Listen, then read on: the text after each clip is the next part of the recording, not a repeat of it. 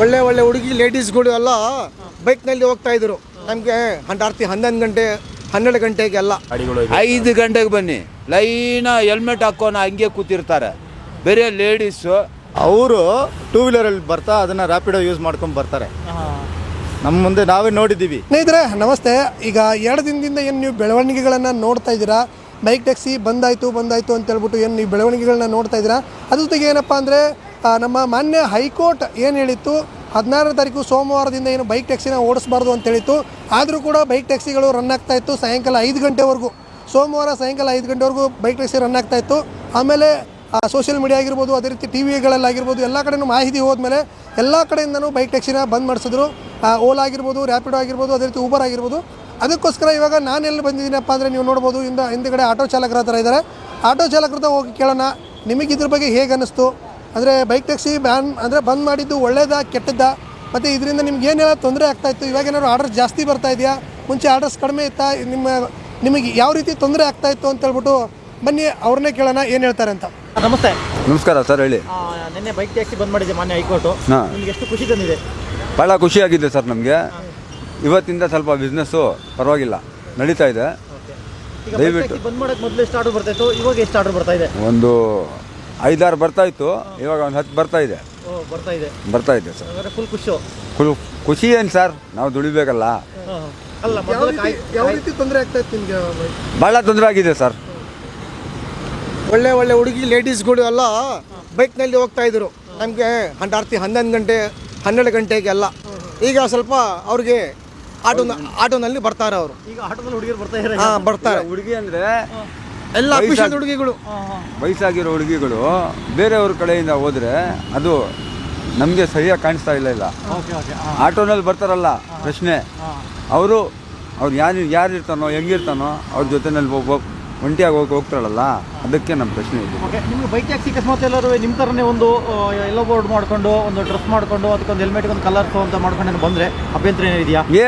ಏನು ಅಭ್ಯಂತರ ಇಲ್ಲ ಸರ್. ಅವರು ಟ್ಯಾಕ್ಸ್ ಕಟ್ಟಲಿ, ಎಲ್ಲ ಕಟ್ಟಲಿ ಅವರು. ನಾವು ಆವಾಗ ಏನು ಹೇಳಲ್ಲ. ನಾವು ಎಲ್ಲ ಬೋರ್ಡಲ್ಲಿ ಬಂದರೆ ನಿಮ್ದು ಅಭ್ಯಂತರ ಇಲ್ಲ ಸರ್. ನಮಗೆ ಏನೈತೆ ಹೇಳಿ ಅಭ್ಯಂತರ? ದೇವರು ಎಷ್ಟು ಕೊಡಬೇಕು ಅಷ್ಟೇ ಕೊಡೋದು. ನಾವು ಏನೇನ ಮಾಡ್ಕೊಳ್ಳಿ, ದೇವರು ಎಷ್ಟು ಕೊಡಬೇಕು ಅಷ್ಟೇ ಕೊಡ್ತಾನೆ, ಅದಕ್ಕೆ ಮೇಲೆ ಕೊಡಲ್ಲ.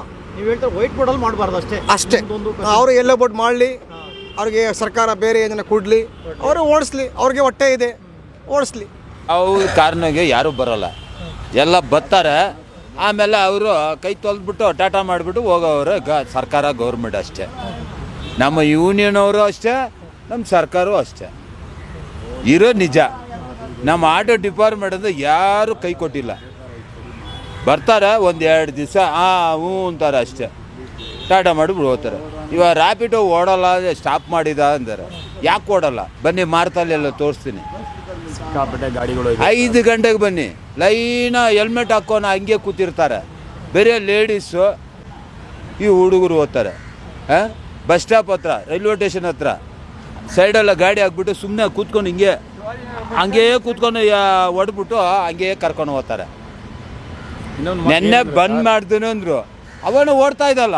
ನಿನ್ನೆ ಸಾಯಂಕಾಲದ 5 ಗಂಟೆಯಿಂದ ಬಂದಾಗಿದೆ ಕರೆಕ್ಟ್. ಇವಾಗ ಬೆಳಗ್ಗೆ ಓಡಿಸ್ತಾ ಇದ್ದಾರಲ್ಲ, ನಮ್ಮ ಕಣ್ ಮುಂದೆನೇ ಇಲ್ಲಿ ಬಂದು ಇಳ್ಬಿಟ್ಟು ಹೋದ.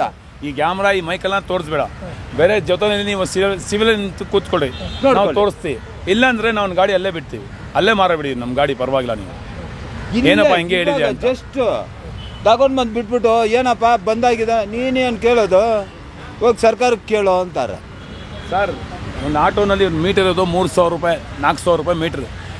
ಏನಕ್ಕೆ ಕೊಟ್ಟಿರೋದು ಮೀಟ್ರ್ ನಮ್ಮನ್ನ ಸರ್ಕಾರ? ಮೀಟ್ರ್ ಇವತ್ತು ಮೀಟ್ರ್ ಯಾರು ಸರ್ ಹಾಕ್ತಾರೆ? ಎಲ್ಲ ಆನ್ಲೈನಲ್ಲಿ ಓಡಿಸ್ತಾರೆ. ಆನ್ಲೈನಲ್ಲಿ ಏನು ತೋರಿಸ್ತಾರೆ ಅಷ್ಟೇ. ನಾವು ಹೇಳಿದ್ರೆ ಇದನ್ನಲ್ಲಿ ಬರ್ತೀಯಪ್ಪ ಮೀಟ್ರ್ ಹಾಕ್ಸ್ತೀವಿ, ಇಲ್ಲ ಬರೋಲ್ಲ. ನಾವು ಜೊತೆಯಲ್ಲಿ ಬನ್ನಿ, ವೈಟ್ ಫೀಲ್ಡ್ ಕಡೆ ಎಷ್ಟು ಜನ ಇದ್ದಾರೆ ನಾವು ತೋರಿಸ್ತೀವಿ ನಿಮ್ಮನ್ನ.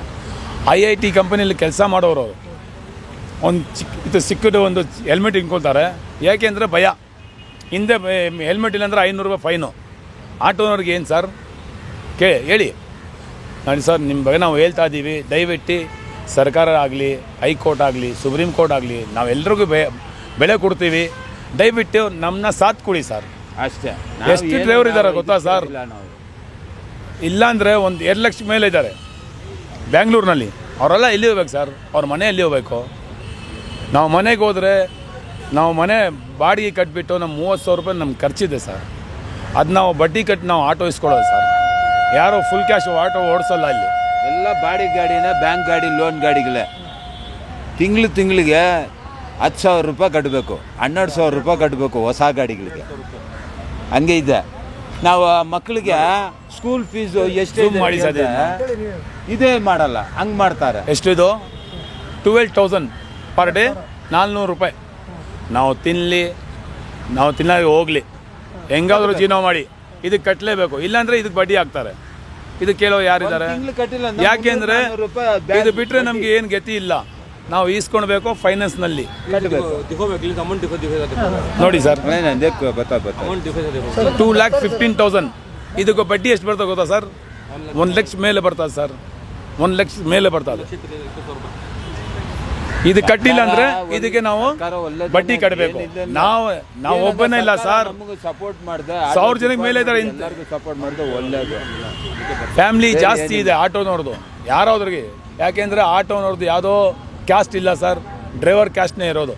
ಈಗ ಅಂದ್ರೆ ನಿಮ್ದು ಬೈಕ್ ಟ್ಯಾಕ್ಸಿ ನಿಲ್ಲಿಸಿದ್ದಾರೆ, ಖಂಡಿತಾಗಿ ನಿಲ್ಲಿಸಲೇಬೇಕು. ಅದು ಒಳ್ಳೇದು. ಅದು ಒಳ್ಳೇದು. ಹಂಗೆ ಅಕಸ್ಮಾತ್ ಓಡಿಸ್ತಾರೆ ಅಂದ್ರೆ ಅವ್ರಿಗೆ ಎಲ್ಲೋ ಬಟ್ ಹಾಕಿ, ಅವ್ರಿಗೆ ಏನಿದೆ ಟ್ಯಾಕ್ಸ್ ಕಟ್ಟಲಿ, ಇದು ನೀನು ಎಲ್ಲೋ ಬೋರ್ಡ್ ಹಾಕಿದ್ಯಾ, ಇನ್ಶೂರೆನ್ಸ್ ಕಟ್ಟಿ ತಗೊಂಡು ಹೋಗು, ಪರವಾಗಿಲ್ಲ, ನಾವು ನಿಮಗೆ ಕೈ ಹಾಕಲ್ಲ.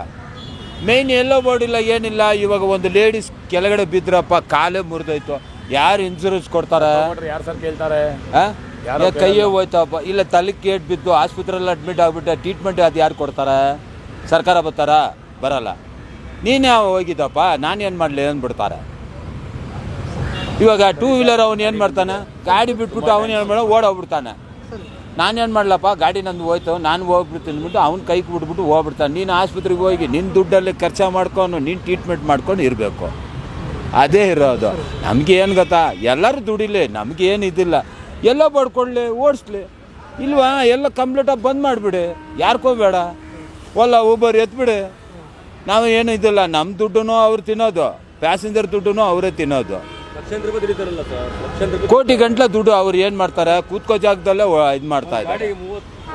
30 ರೂಪಾಯಿ 40 ರೂಪಾಯಿ ಕಟ್ಟಾಗ್ತದೆ. ನಮಗೆ ಬರೋದು ಎಷ್ಟು ಅಲ್ಲಿ? ಆ ಮೀಟ್ರು ಕಡಿಮೆಗೆ ನಮ್ಗೆ. ಅವರು 2 ವೀಲರಲ್ಲಿ ಬರ್ತಾ ಅದನ್ನು ರ್ಯಾಪಿಡೋ ಯೂಸ್ ಮಾಡ್ಕೊಂಡು ಬರ್ತಾರೆ. ನಮ್ಮ ಮುಂದೆ ನಾವೇ ನೋಡಿದ್ದೀವಿ, ಯೂನಿಫಾರ್ಮ್ ಸಮೇತ ಅವರು ಪ್ಯಾಸೆಂಜರ್ನ ರ್ಯಾಪಿಡೋ ಕರ್ಕೊಂಬಂದು ಡ್ರಾಪ್ ಮಾಡ್ತಾರೆ. ಹಂಗಿದ್ರೆ ಇಲ್ಲಿಗೆಲ್ಲ ಅವರೇ ಮಾಡ್ತಾ ಇದ್ದಾರೆ ಈಗ. ಹೌದು, ಗೌರ್ಮೆಂಟ್ ಸ್ಟಾಫ್ ಅವರು, ನಾವು ನೋಡಿದ್ದೀವಿ. ಕರ್ಕೊಂಬಂದುಬಿಟ್ಟು ಡ್ರಾಪ್ ಮಾಡಿಬಿಟ್ಟು ಹೋಗ್ತಾರೆ. ಮನೆಗೆ ಹೋಗೋ ದಾರಿನಲ್ಲಿ, ಅವ್ರ ಮನೆಗೆ ಹೋಗೋ ದಾರಿ ಇರಬೇಕದು. ಹಂಗೆ ಡ್ರಾಪ್ ಮಾಡಿಬಿಟ್ಟು ಹೋಗ್ತಾರೆ ರ್ಯಾಪಿಡೋ ಯೂಸ್ ಮಾಡ್ಕೊಂಡು. ಬೈಕು ಹಿಂಗೆಲ್ಲ ನಡೀತಾ ಇದೆ. ನಿನ್ನೆ ಸರ್ ಇದಾಯ್ತಲ್ಲ, ನಿನ್ನೆಯಿಂದ ಬೈಕ್ ಟ್ಯಾಕ್ಸಿ ಯಾವುದು ರನ್ ಆಗ್ತಲ್ಲ ಬೆಂಗಳೂರಲ್ಲಿ? ಅದೇ ರನ್ ನಿಮ್ಗೆ ಏನು ಅದೇ ಸರ್, ಈಗ ನಮ್ಮ ಫ್ರೆಂಡ್ ಹೇಳಿದ್ರು ಅದೇ. ಈಗ ಕರೆಕ್ಟ್, ಈಗ ನೋಡು, ಟ್ಯಾಕ್ಸಿ ಅಂದರೆ ಅವ್ರು ಯೂಸ್ ಮಾಡ್ಕೊಳ್ಳಿ, ಎಲ್ಲೋ ಬೋರ್ಡು ಹಾಕ್ಕೊಂಡು ಯೂಸ್ ಮಾಡ್ಕೊಳ್ಳಿ. ಅವರು ಪಾಪ ಅವ್ರಿಗೆ ಹೊಟ್ಟೆಪಾಡಿ ಇರುತ್ತೆ, ಎಲ್ಲ ಇರುತ್ತೆ. ಬಟ್ ನಮ್ಮ ಹೊಟ್ಟೆ ಮೇಲೂ ಹೊಡಿಬಾರ್ದು.